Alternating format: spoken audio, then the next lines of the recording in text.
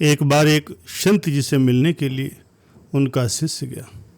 उसने अपने गुरुदेव को दंडवत प्रणाम किया और कहने लगा, गुरुदेव, आज मेरे मन में कुछ प्रश्न चल रहे हैं जो मुझे बहुत ही विचलित कर रहे हैं। कृपया मेरे प्रश्न का उत्तर देने की कृपा करें, मेरे मन को शांत कीजिए। गुरुदेव ने कहा, वत्स, तुम्हारे मन में जो भी प्रश्न है निसंकोच होकर के पूछो। शिष्य ने कहा, गुरुदेव, आप अपने सत्संग में अक्सर यही बतलाते हैं कि सबको अपने अपने किए गए कर्मों का फल भोगना पड़ता है, लेकिन महाराज, मैं ये जानना चाहता हूँ, क्या माँ बाप के कर्मों का फल पुत्र को भी भोगना पड़ता है? गुरुदेव ने कहा, हाँ, अवश्य भोगना पड़ता है। आज हम आपको एक प्राचीन कथा सुनाते हैं, जिसे सुनने के बाद आपको पता चल जाएगा कि कैसे माँ बाप के अच्छे या बुरे कर्मों का फल उसके औलाद को मिलता है। प्यारे सज्जनों, गुरुदेव ने कथा आरंभ की। कहने लगे, प्राचीन समय की बात है। एक गांव में एक श्याम नाम का किसान रहता था। वो किसान बहुत ही गरीब था, जो किसी तरह से मेहनत मजदूरी करके अपने परिवार का खर्च चलाता था। उस मजदूर को मजदूरी में दिन भर काम के बदले 40 रुपये मिलते थे। उसमें से वो नित्य ही 20 रुपये दान करता और बाकी बचे 20 रुपयों से वो अपने परिवार का पालन पोषण करता। इस तरह से करते करते कुछ समय बीत गया। इसके बाद उसके 2 पुत्र हुए, जिससे अब श्याम के परिवार में कुल 4 सदस्य हो गए, 2 पति पत्नी और 2 उसके जुड़वा लड़के। धीरे धीरे उनके पालन पोषण में किसान को समस्या होने लगी, क्योंकि इधर दिन प्रतिदिन महंगाई बढ़ती ही जा रही थी। एक दिन किसान के लड़के ने अपने पिताजी से कहा, पिताजी, आप नित्य ही 40 रुपये कमाते हैं, जिसमें से 20 रुपये आप दान कर देते हैं, और बाकी 20 रुपये से हम अपना गुजारा कैसे कर पाएंगे? तब किसान ने अपने लड़के की बात को सुन करके खामोश हो गया, जिससे किसान को चुप देख करके उसकी पत्नी ने कहा, नहीं बेटा, ऐसी कोई बात नहीं। आपके पिताजी रोज ही 40 रुपये कमाते और 20 रुपये दान कर देते हैं। ये तुम्हारे लिए ही दान करते हैं, दूसरों के लिए नहीं। लेकिन वो दोनों लड़के इस बात को नहीं समझते, क्योंकि वो दोनों नन्हे बालक थे। गुरुदेव ने अपने शिष्य से कहा। इस तरह से धीरे धीरे समय बीतता गया। किसान के दोनों लड़के बड़े होने लगे। इधर किसान की एक दिन काम करके घर आते समय अचानक ही मृत्यु हो गई। जब किसान की पत्नी को पति की मृत्यु की खबर मिली तो उसे बड़ा दुख हुआ। और फिर एक दिन किसान के दोनों लड़कों ने अपनी माँ से पूछा, माँ, हमारे पिताजी कहाँ चले गए? किसान की पत्नी ने कहा, बेटा, तुम्हारे पिताजी हम सबको छोड़ करके भगवान भोलेनाथ के पास चले गए। जब तुम्हारे पिताजी थे तो रोजाना 40 रुपये कमाते थे, 20 रुपये दान करते थे, अब बाकी बचे 20 रुपये से हम सब का पालन पोषण करते थे। अब हमारा पालन पोषण कैसे होगा? कैसे हमारा पेट भरेगा? माँ ने अपने दोनों बच्चों से कहा, बेटा, जिस घर में गरीबी होती है उसका कोई सहायक नहीं होता, उससे सभी दूर भागने लगते हैं सिवाय भगवान के, बेटा, क्योंकि वही गरीबों के सहायक हैं। तब बेटों ने अपनी माँ से कहा, माताजी, ऐसा मत सोचिए, हम दोनों भाई भगवान भोलेनाथ के पास जाएंगे और अपने पिताजी को वापस लेकर के आएंगे, क्योंकि भगवान भोलेनाथ बड़े दयालु, इसलिए वो हमारे दुखों को देख करके हमारे ऊपर अवश्य ही दया करेंगे और वो हमारे पिताजी को हमारे साथ अवश्य भेज देंगे। प्यारे सज्जनों, उन नन्हे बालकों की बात पर उसकी माँ ने ध्यान नहीं दिया। एक दिन किसान की पत्नी अपने दोनों लड़कों को घर पर छोड़ करके गांव में किसी काम से चली गई।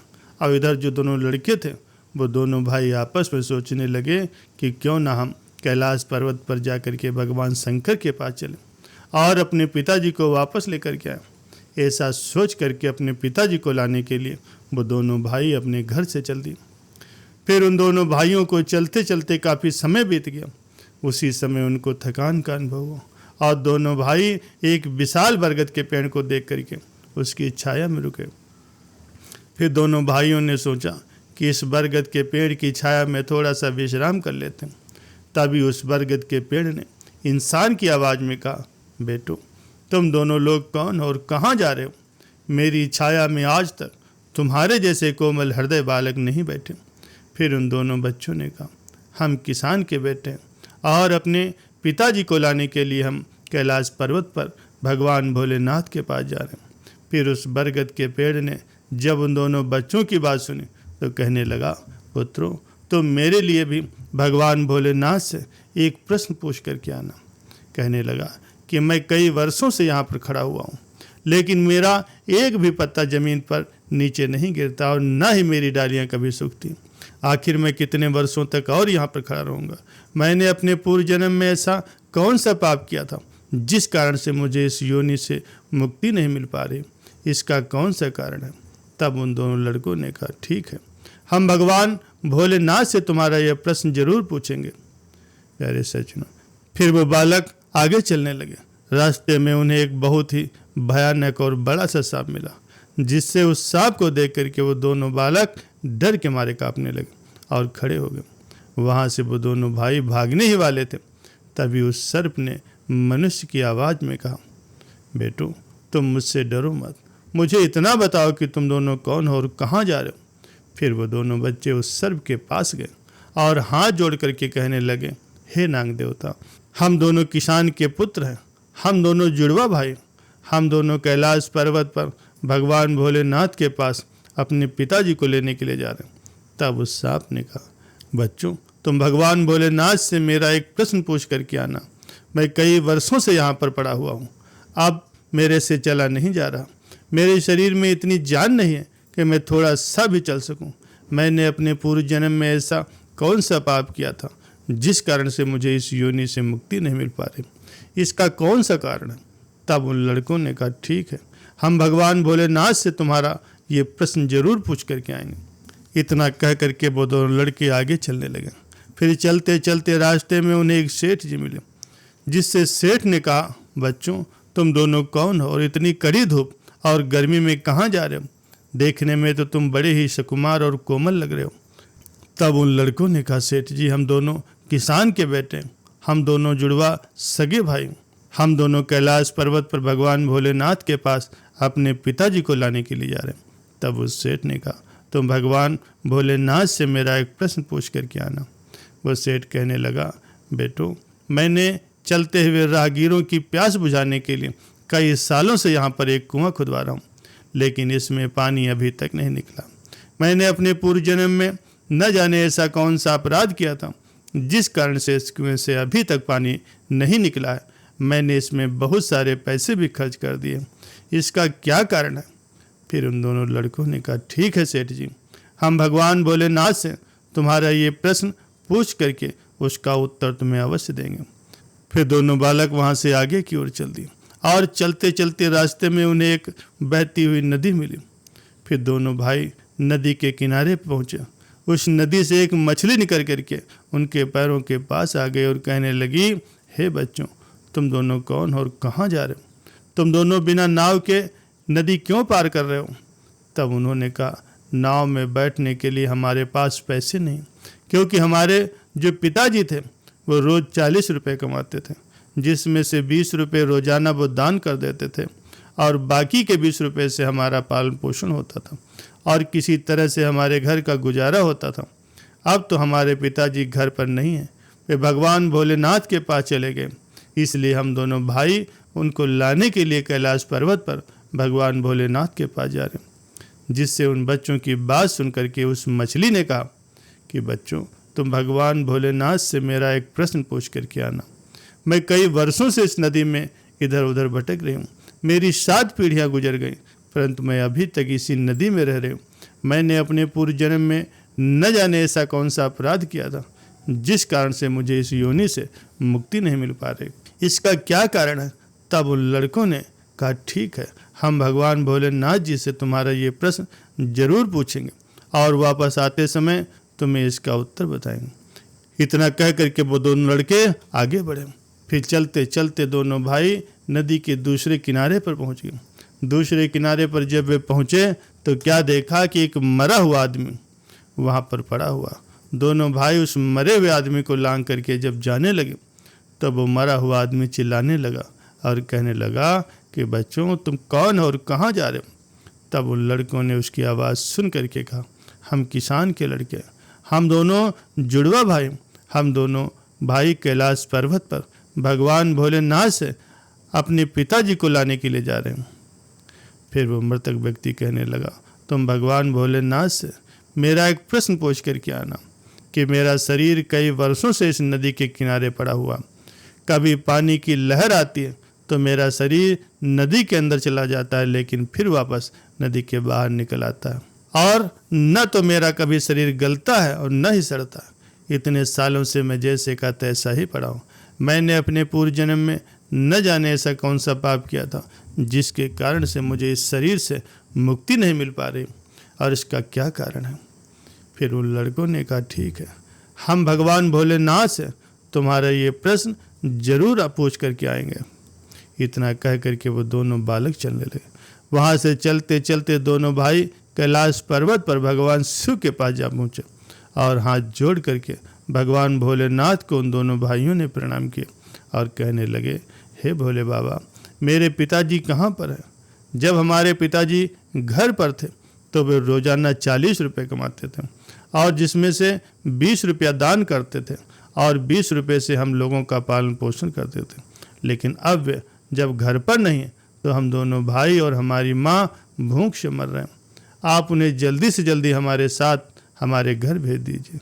प्यारे सज्जनों, भगवान भोलेनाथ ने उन दोनों बालकों की बात सुन करके कहा, ठीक है, मैं तुम्हारे पिताजी को तुम्हारे घर भेज दूंगा, पहले तुम दोनों भाई यहाँ पर बैठो। भगवान भोलेनाथ ने उन दोनों बालकों को अपने पास बिठाया, उनको भोजन कराया।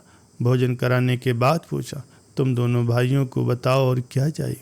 प्यारे सज्जनों, फिर उन दोनों लड़कों रास्ते में जो जो उनको मिला था उनके प्रश्न भगवान भोलेनाथ से पूछे। तब भगवान भोलेनाथ ने उन सभी के प्रश्नों का उत्तर दिया और कहा, हे पुत्रों, तुम दोनों जाते समय उन सब को उनके उत्तर बताते जाना। और भगवान भोलेनाथ ने कहा, तुम दोनों अपने घर जाओ, तुम्हारी माँ तुम्हारा इंतजार कर रहे हैं, तुम्हारे पिताजी तुम्हारे घर पर पहुँच जाएंगे। फिर दोनों भाई भगवान भोलेनाथ को प्रणाम करके वहाँ से वापस अपने घर की ओर रवाना हुए। चलते चलते रास्ते में सबसे पहले उन्हें वही मरा हुआ आदमी मिला जो नदी के किनारे पर पड़ा हुआ था। उन दोनों लड़कों को देख करके वो मरा हुआ आदमी कहने लगा, बच्चों, तुमने भगवान भोलेनाथ से मेरा प्रश्न पूछा था। तब उन्होंने कहा, हाँ, हमने भगवान भोलेनाथ से तुम्हारा प्रश्न पूछा था। भगवान भोलेनाथ ने कहा है कि तुम पहले बहुत बड़े विद्वान थे, परंतु किसी को भी अपना ज्ञान तुमने नहीं बांटा। अब मर गए तो वो ज्ञान तुम्हारे अंदर ही अंदर खोल रहा। जब तक तुम अपना ज्ञान किसी को नहीं बांटोगे तब तक तुम्हारी आत्मा को शांति नहीं मिलेगी। फिर उस मृतक आदमी ने कहा, बच्चों, अब ऐसी हालत में मेरे पास ज्ञान लेने के लिए भला कौन आएगा? तुम ही मेरा ज्ञान ले लो। फिर उस मृतक आदमी ने दोनों भाइयों को जितना भी उसके पास ज्ञान था वो सारा ज्ञान उन दोनों बालकों को दे दिया, और ज्ञान देने के बाद तुरंत ही उसकी आत्मा को मोक्ष की प्राप्ति होगी। फिर दोनों भाई वहाँ से आगे चले। चलते चलते रास्ते में फिर वही नदी आई और फिर वही मछली मिली। फिर मछली ने कहा कि बच्चों, क्या तुमने भगवान भोलेनाथ से मेरा प्रश्न पूछा था? तब उन दोनों बालकों ने कहा, हाँ, भगवान भोलेनाथ से मैंने तुम्हारा प्रश्न पूछा था। उन्होंने कहा है कि तुम्हारे अंदर जो अमृत है, और उस अमृत को जब तक तुम किसी को दोगी नहीं तब तक तुम ऐसे ही व्याकुल रहोगी। उस मछली ने कहा, बच्चों, अब मुझे यहाँ कौन मिलेगा? तुम ही मेरा अमृत ले लो। तब मछली ने अपना अमृत उन दोनों बच्चों को दे दिया। अमृत देते ही उस मछली की आत्मा को मोक्ष की प्राप्ति होगी। इसी तरह से दोनों भाई वहाँ से आगे बढ़े, और चलते चलते रास्ते में उन्हें वही सेठ मिला जो राहगीरों के लिए कुआं खुदवा रहा था। उस सेठ ने जैसे दोनों लड़कों को देखा तो कहने लगा कि बेटों, तुम दोनों लोगों ने मेरा भगवान भोलेनाथ से प्रश्न पूछा था। तब उन्होंने कहा, पूछा था, जिससे भगवान भोलेनाथ ने कहा कि आपके घर में 2 जवान कन्याएं कुंवारी बैठी, जब तक आप उन दोनों कन्याओं का विवाह नहीं करोगे और कन्यादान नहीं करोगे तब तक इस कुएं में पानी नहीं निकलेगा। पहले जो तुम्हारा कर्म है उससे करिए, जो ईश्वर ने तुमको दायित्व सौंपा। पहले आप कन्यादान करो, उसके बाद इस कुएं को खुदवाओ। प्यारे सज्जनों, उस सेठ ने उन दोनों बालकों से कहा, मैं अपनी कन्याओं के लिए लड़का कहाँ ढूंढने जाऊँगा, इसलिए तुम दोनों मुझे बहुत ही सीधे स्वभाव के दिख रहे हो और सुंदर भी हो। और देखने में एक जैसे भी लग रहे हो, अब तुम दोनों जवान भी हो गए हो और विवाह के योग्य भी हो, तो हे बेटो तुम दोनों ही मेरी लड़कियों से विवाह कर लो। फिर उस सेठ ने अपनी दोनों लड़कियों का विवाह उन दोनों लड़कों के साथ कर दिया और सेठ ने वहाँ से अपनी दोनों लड़कियों को बहुत सारा धन दे करके विदा किया। फिर दोनों भाई आगे चले और चलते चलते रास्ते में उनको वही सर्प मिला, जिससे उस सर्प ने कहा कि बच्चों, क्या तुमने भगवान भोलेनाथ से मेरा प्रश्न पूछा था? तब उन्होंने कहा, हाँ पूछा था।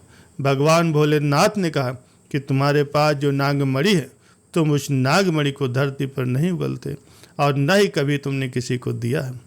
जब तक तुम इस मणि का दान नहीं करोगे तब तक तुम्हारा शरीर ऐसे ही बना रहेगा।